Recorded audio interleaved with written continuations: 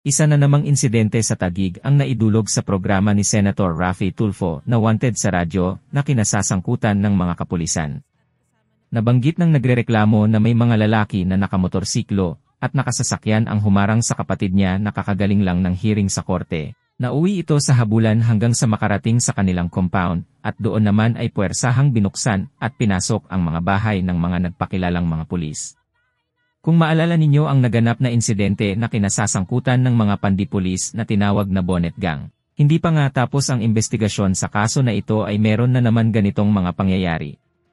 Pakinggan po natin. Kukunti lang ang mga salbahe. Kaya lang itong kukunting salbahe, pag gumawa ng kasalanan, sagad to the bones, ika nga. Kaya nadudungisan yung imahen ng kapulisan. General, kung tama ho ba yung naging actuations ng ating kapulisan, okay, sabihin na natin totoo na meron silang hinahabol dahil nanutok daw ng baril ang kanilang subject, pero 5 bahay, sunod-sunod ang pinapasok nila, pagsisipain ng pinto.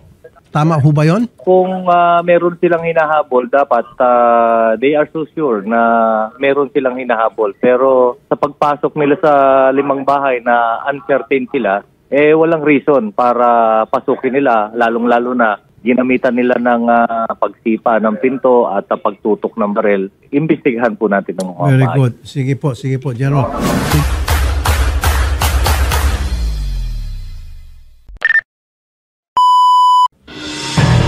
Ayan po yung biktima, nasa bilog po, and then hinarang nga po siya ng mga nakamotor na sibilyan na polis at kasama na po yung Innova na sasakyan. Wala naman ho kayong papel eh. Asan ang papel nyo? Manghuhuli kayo. Pumasok pa sa loob ng bahay yan. Ayan. Okay. Ayan mga pulis daw, mga pulis. Walang papel, nanguhuli. Pinasok ang bahay namin, walang search warrant. Ayan ayan, Sir Raffy. Mga nangaharap. Sige kuya po.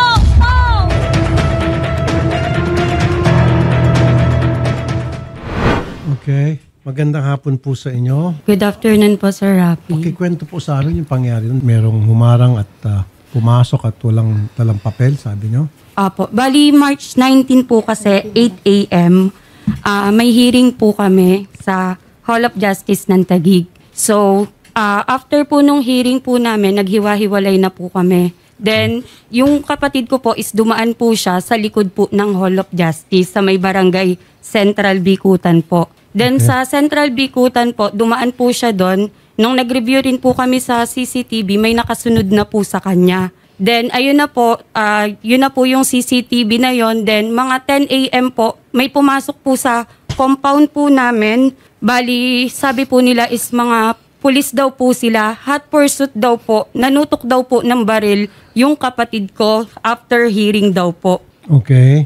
Then ang sinasabi po nila, kaya daw po wala silang warrant or search warrant is, yun nga po, nanutok ng baril. Bali, 5 bahay po yung pinasok nila, 2 tenant po namin. Then yung tita ko po nakaka-opera lang at yung bahay po. May nangyari ba talagang panunutok? Wala po kaming baril. Wala po siyang baril, Sir Raffy. Okay, so hot pursuit, kaya pinasok yung compound, 5 bahay, Opo. pinasok ng mga pulis. Opo. At dun sa 5 bahay na yon, wala silang dalang search warrant o warrant of arrest kung ano pa man. Bali, nagbibideo nga din po yung tenant ko and ang sabi po nila, inagaw po nila yung cellphone. Huwag kayong makialam dito. Tapos, bali hindi po kasi ako nakatira doon. Then, tinatanong po kung saan po yung bahay ko. Bakit 5 bahay ang pinasok nila? Hindi ba sila sigurado kung sila in hot pursuit? Dapat at least sure sila kung saan bahay ang dapat pupuntirin nila. Wala po, hindi po So sila. isa-isa nila lahat ng bahay at doon sa 5 bahay na yan, wala sila nakita hindi nakita yung kanilang subject. Wala po. Bali, nakasalubong ko na nga po sila dun sa may gitna po. Tinanong ko po sila, Sir, may warrant po ba kayo? May search warrant po ba kayo?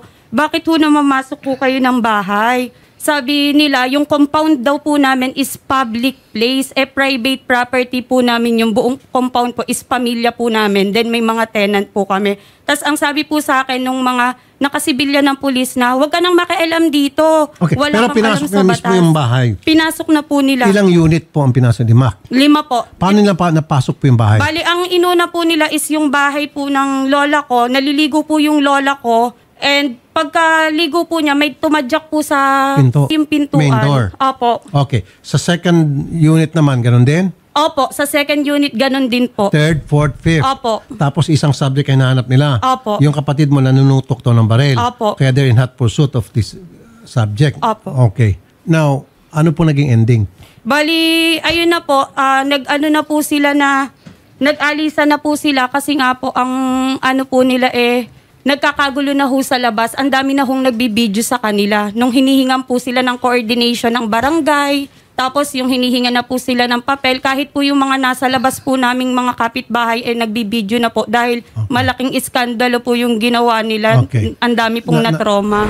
Naalala ko tuloy itong bonnet gang na basta-basta na pumapasok na lamang mga pulis nang walang kaukulang papeles at ang sinasabi nitong mga pulis ay yung sa bonnet gang sila ay yung nagmamanman at meron doon silang warrant nasa bulsa etc. etc. Sabi ko nga sa kanila, kaya nyo napasok yung bahay ng Vicente family sapagkat sila'y mahirap. Subukan nyo pasukin ang bahay ng mayaman, may kalalagyan kayo.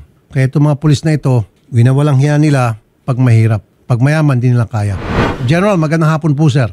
Magandang hapon po, Apo Senator. General, ito pong sumbong sa amin, itong mga pulis ng Taguig na kung saan in hot pursuit daw sila pero 5 unit ng apartment ang kanilang pinasok na walang dalang papeles at pinagsisipa ang pinto. However, wala naman sila nakitang target doon. So dito may nakita po akong violation, General.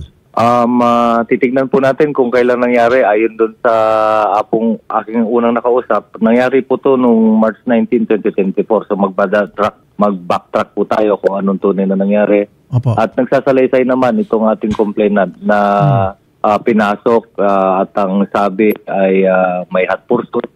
Titignan natin, identify natin kung sino yung mga tao na yon. General, kung tama ho ba yung naging actuations ng ating kapulisan, okay, sabihin na natin totoo na meron silang hinahabol dahil nanutok daw ng baril ang kanilang subject, pero 5 bahay, sunod-sunod ang pinapasok nila, pagsisipain ng pinto. Tama ho ba yon? Kung meron silang hinahabol, dapat they are so sure na meron silang hinahabol. Pero sa pagpasok nila sa 5 bahay na uncertain sila, walang reason para pasukin nila, lalong-lalo na ginamitan nila ng pagsipa ng pinto at pagtutok ng baril. Imbestigahan po natin ng mga Very good. Sige po, General. Sige, pupunta po kami sa inyong tanggapan, General. Samahan po namin itong mga complainant para ma-identify po yung mga pulis na inireklamo ng Taguig. Salamat po, General. Sir, maraming salamat din po, Sir Senator. At bukas po ang aking opisina, lalong-lalo na mga operatiba dito sa regional headquarters, lalong-lalo na sa mga mali na gawain ng kapulisan. Thank you po. Yan sinasabi ko, Shari. Marami matitinong pulis. In fact, napakarami kong kaibigan ng mga pulis na mamataas pang rango. Pero kukunti lang ang mga salbahe. Kaya lang itong kukunting salbahe, pag gumawa ng kasalanan, sagad to the bones, ika nga. Kaya nadudungisan yung imahen ng kapulisan na matagal nang pinaganda ng marami sa miyembro ng PNP. Tulad nito mga taga-Taguig. See? At tulad ng taga-Bonnet. Sa puntong ito, hindi naiwasan ni Senator Raffy Tulfo na ihayag ang kanyang saloobin sa mga kapulisan na sangkot sa bonnet gang incident sa Pandi, Bulacan. Mula sa mga pulis na dumakip sa mag-ama hanggang sa Chief of Police at Provincial Director ay mananagot sa mga lapses o kung anumang pagkukulang na ginawa nila sa operations. Sa Bonnet, di pa tayo tapos sa hearing Babalik ako dun sa hearing. This time, makikita nyo yung bangis na babalik sa inyo dahil sa ginawa nyong kawalangian sa ating mga pobreng kababayan. Binibaby-baby kasi sila. Although, inamin naman ni Chief Bato na hindi naman sila binibaby. Subukan natin, tingnan natin sa susunod na hearing. May kalalagyan kayo mga taga-Bonnet Yung Bonnet gang dyan sa Ikaw, yung PD. Isa ka pa. Yung PD na dinismiss ko na, nag-usap na kami ni Bato Nirelieve at pagkatapos binalik din. Antitibay ng mga mukha nito mga taga-Bulacan PNP. Yung particular itong Bonnet gang. Kaya kayo, mga taga-PNP na mga loko-loko, hindi kami titigil. Hindi lalo na ako hanggat yung mga bulok na itlog dyan sa inyong hanay ay isa-isa, one at a time, ay malinis at madisiplina. At isa dito si Major General Jose Melencio Nartates na tutulong na para malinis yung organisasyon. Ito yung pulis na talagang hands-on. He doesn't tolerate yung mga misfits dyan sa PNP. Salamat po, General Nartates. Sir, saludo po ako sa inyo. General Jose Melencio Nartates Jr., Chief NCRPO. Mali mo baka soon to be PNP Chief. Who knows? Ma'am, sasamahan po namin kayo kay General Nartates. Immediate investigation po gagawin natin at yung may sala talaga mapaparusahan. Yes po, At sir. kausap natin kataas-taasan na po sa NCRPO. And ano ko lang din po, Sir Rafi, na kung halimbawa po may mangyari po sa akin at sa pamilya ko po, sila lang po yung aano sa amin. Tama po, buti na banggit niya. Kasi pag pupunta tayo kay General Natatis, babanggitin po natin yan. Siyempre, ipapatawag po yung mga pulis na involved, pati yung hepe ng unit na yon. Lahat sila magkakaroon po tayo ng paghaharap doon po sa tanggapan ni General Natatis. Maayos po natin to. And of course, ito mga pulis, nadidiin na sila ngayon, hindi na sila gagawa ng kalokohan dahil lalo sila madidiin. Opo, sir. Ngayon, mapaparusaan lang sila, masisibak. Pag gumawa sila ng more than that, baka makulong pa sila. Okay? Sige ma'am, sasamahan kayo ng mga staff namin. Bukas na bukas din. Sige Okay, po. sige. Ma'am, sige po. Sige po. Sige, Thank you po. sasamahan. Salamat Yes po, ma'am, magandang ingat hapon po po. kayo. Nakakalungkot na itong mga pulis natin recently, patindi na patindi itong mga ginagawang pang-abuso. Bakit? Ito, ina-address ko yung mga abusadong pulis, yung mga barumbadong pulis, yung mga pulis. Bakit pag mayaman, hindi nyo kaya na pastanganin ang karapatan?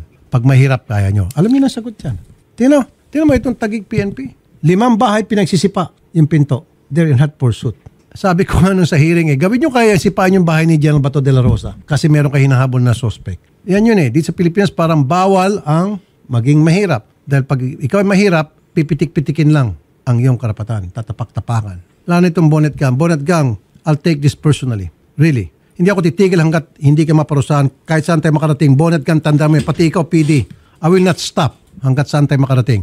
Ikaw, PD at saka Chief of Police dyan sa Bulacan na kung saan nangyari itong bonnet gang.